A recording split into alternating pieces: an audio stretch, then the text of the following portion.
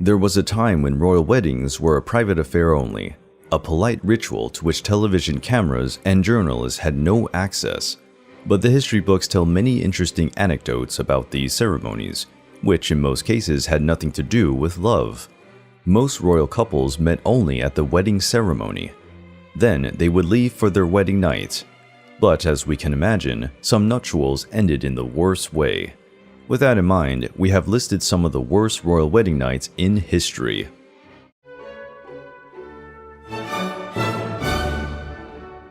We start the video with the wedding night of Catherine the Great and Peter III of Russia. The wedding of Catherine the Great to Peter III of Russia was a splendid event. The bride, who came from Germany to marry the unpleasant Russian heir, charmed everyone present with her beauty, elegance, and adaptation to Russian life.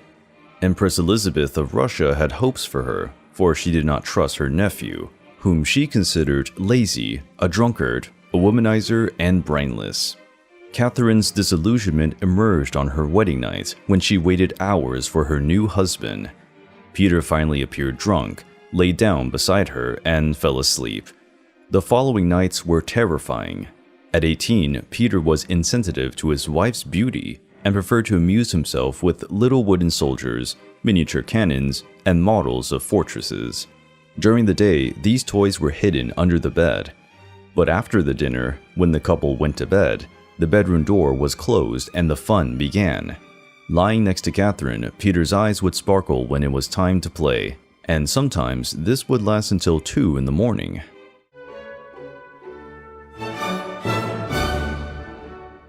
Henry IV was King of Castile and brother of Isabella of Castile, the queen who unified the Kingdom of Spain with Ferdinand of Aragon. The king was kind and gentle, but he had serious physical problems. Henry suffered from a form of acromegaly, or gigantism. His hands and feet were too large. His head was abnormally large, with gross features, plus he was very tall. In short, he was an amiable and intimidating giant, oppressed by physical defects, and only happy when away from the public eye. Throughout his life, he had little contact with his half-brothers.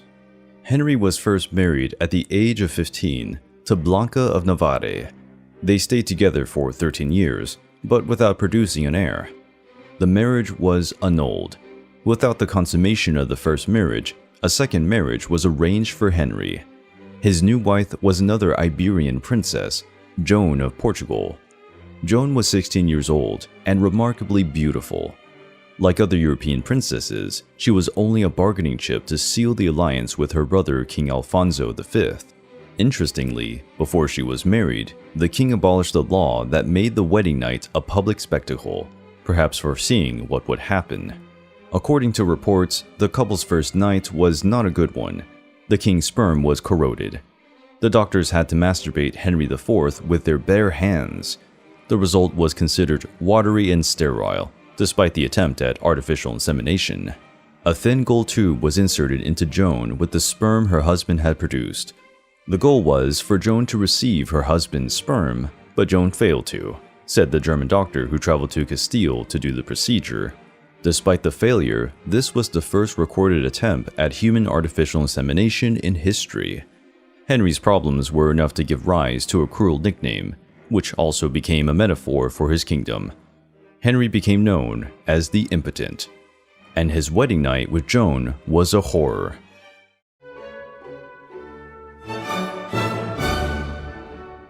British royalty is an environment ripe for unhappy marriages.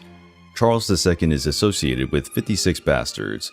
Edward VII frequented brothels assiduously, and everyone remembers what happened with the wedding of Charles and Diana. But one union failed right on the wedding night, that of Caroline of Brunswick with King George IV. The then Prince of Wales doggedly resisted finding a wife and only accepted when Parliament agreed to pay his debts, which had grown out of a life marked by lauderdom addiction and prostitution. The courtiers advised him to marry his cousin Caroline of Brunswick. At the time, she had a provincial life in her parents' principality. He had only seen her face in family portraits. The couple met 3 days before the wedding, and the first impression could not have been worse. George went to the other end of the palace and recovered with a glass cognac. Caroline said that her future husband was fatter and not as handsome as he had been painted. The marriage took place on April 8, 1795. George confessed in his two witnesses that he was marrying against his own will. According to chroniclers, he fainted twice during the ceremony. He also reportedly looked at one of his mistresses while taking his vows, who wept when the archbishop asked if anyone had any objections to the marriage. Sure, the marriage was consummated, but they had a terrible wedding night. The drunk groom spent the night warming himself by the fireplace, and the bride waited for him in bed, and nothing else. The newspapers of the time said that there were only 3 sexual relations between the bride and groom, one of which gave birth to Princess Charlotte Augusta. And after that, George announced that he would never sleep with his wife again, not even to beget a new heir.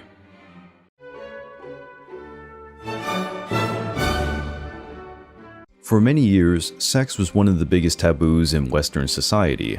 This led to numerous embarrassing and traumatic situations, such as that experienced by Maria Joseph Amalia of Sajonia on the night of her marriage to the Spanish King Ferdinand VII. Ferdinand VII's third marriage was to Maria Joseph Amalia, a young girl who had not yet turned 16 when she was officially united to the Spanish king in 1819. After the death of her mother, the girl was raised in a convent. Her knowledge of carnal relationships was non-existent.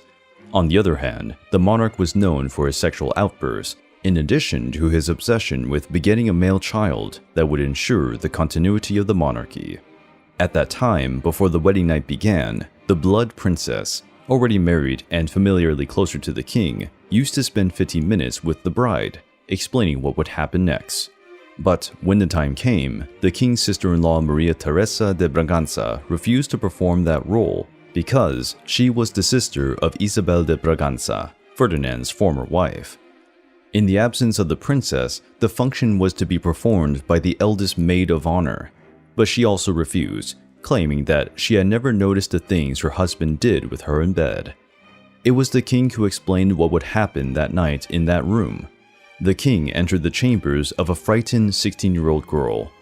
She, seeing him fat, old, and probably quite horny, tried to run away, and communication between them was impossible, since she knew no Spanish and he knew no German.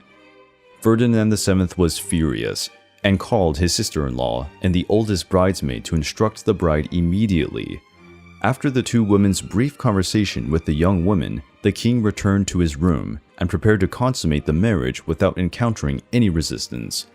However, Maria Josepha Amalia's fear was so great that while Fernando was penetrating her, she could not stand it and ended up defecating and urinating. The furious king cleaned himself up as best he could and did not touch his wife again for 8 days. Interestingly, the queen died 10 years later, childless, despite several attempts.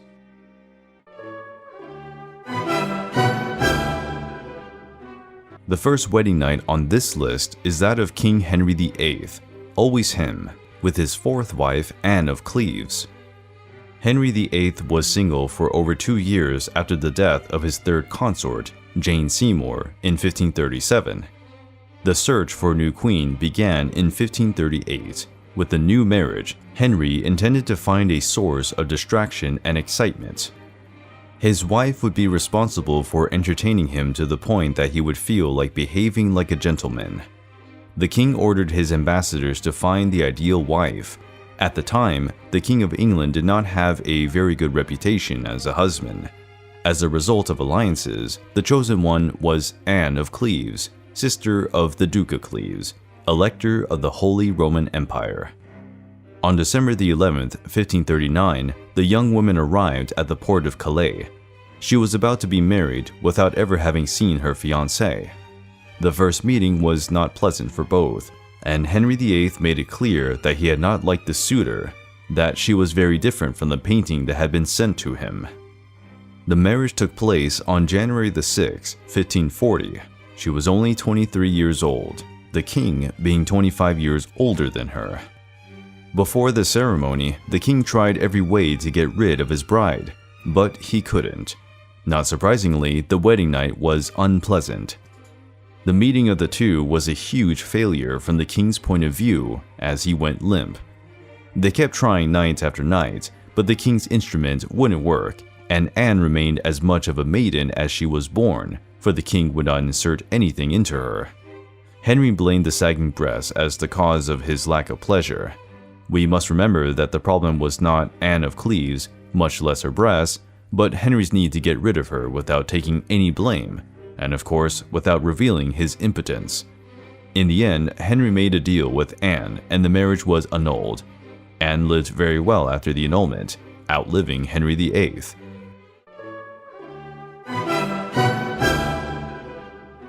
The marriage of Henry VI and Margaret of Valois was destined to fail. He was a Protestant and she was a Catholic princess, in a period when France was split between these two religious currents.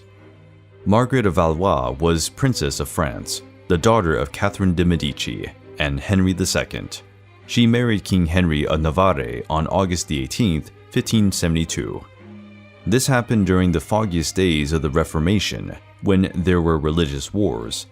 Many people on both sides were strongly against this marriage. At the time, dynastic marriages were a consequence of peace negotiations and arrangements between allies. However, this marriage was used by Catherine de Medici to expel Protestants from French soil. On the night of August 23rd to 24th, 1572, many Catholics were sent to wreak havoc on the Protestants still in the area due to the public ceremony. When the operation was over, about 3,000 people were murdered. Today, this is known as one of the worst massacres in French history, known as the St. Bartholomew's Day Massacre. The events of St. Bartholomew's Night occurred days after the wedding night, but it was believed that the consummation had not occurred and that the marriage could be annulled. However, to avoid her husband's death, Margaret told her mother that the consummation was done. After the honeymoon was interrupted by the massacre, the couple met only a few times. Henry became a prisoner, and Margaret was a political pawn. Later, Henry managed to break free and made his way to Navarre. The couple never had a full union. They lived in disagreement. He cheated on her, and she cheated on him. The years passed and no heirs were begotten until the marriage was annulled.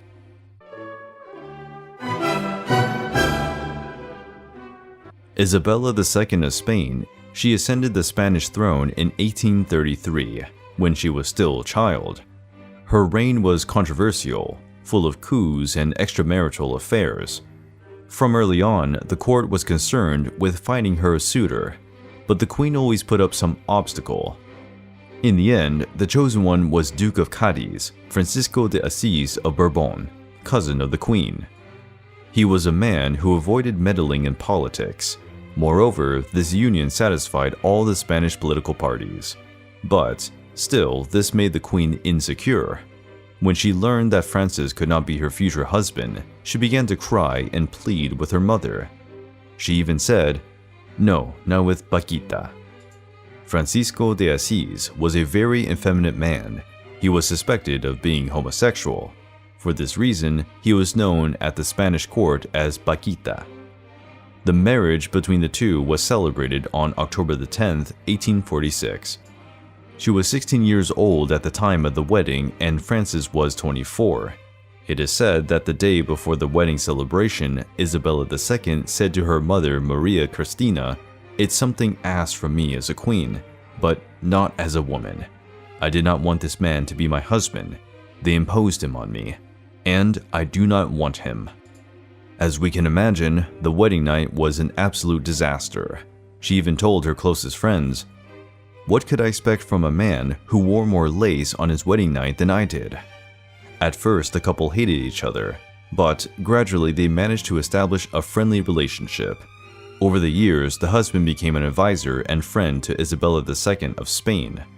The friendship was strong, and the couple would get together to talk about their lovers. On one side was a nymphomaniac queen, and on the other was a homosexual king.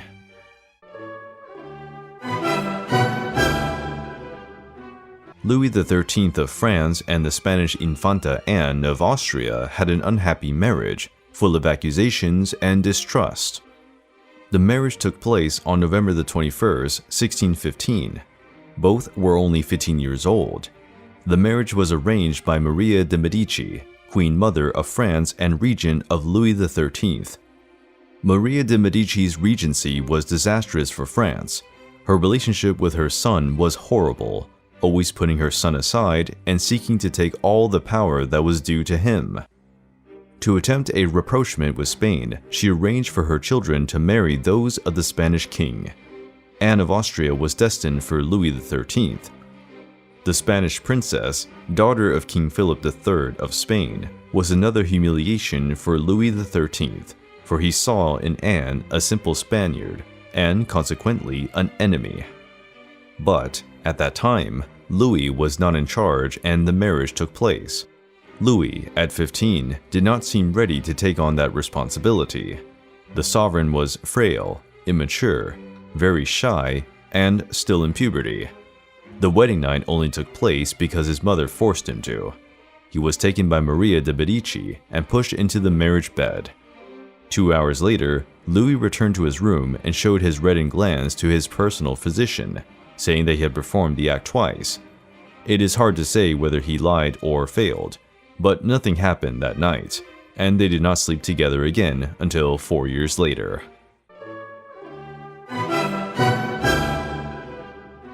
Last on this list, we highlight the terrible wedding night of Marie Antoinette and Louis XVI. Marie Antoinette was the daughter of Maria Theresa of Austria, as the future Louis XVI was the Dauphin of France and grandson of Louis V. The marriage of the two was a political arrangement between the dynastic houses of France and Austria, longtime enemies. But in this period, there was a rapprochement, and the marriage of the princes was a sign of this. For the marriage to take place, Marie Antoinette was re-educated in her manners and aesthetics. She had to adapt her standards of beauty and her upbringing to French ways. Louis was a shy and reserved young man who thought only of hunting and working with watches. His father wanted his bride to be as beautiful as possible, arousing a desire for woman that his grandson did not show he had.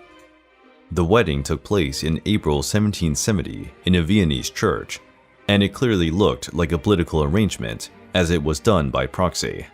At the altar, Maximilian, the bride's brother, played the role of the Dauphin. After the ceremony, a procession of 57 carriages headed for France. On French territory, the young woman met King Louis XV, who was 60 years old. Then, she met her fiancé, Louis Auguste, who had very little contact with women and was certainly a virgin, ended up giving Marie Antoinette only a quick kiss on the cheek. A new wedding ceremony took place in Versailles, a suburb on the outskirts of Paris, where the French court resided. Under the watchful eyes of the nobility, the couple went to bed. Everyone wanted the Dauphin to quickly produce an heir, but that wedding night went down in history forever. Something happened that would be repeated for years. Nothing, as the Dauphin wrote in his diary the next morning. Louis Auguste did not deflower the Dauphin, and the situation remained for 7 long years. Meanwhile, Marie Antoinette was pressured by everyone, but she was not to blame for anything. It is believed that the young Dauphin had phimosis. Therefore, whenever he tried to practice coitus, he felt a lot of pain in his pecker and gave up. Only after a trip to the doctor was he able to perform coitus and produce an heir.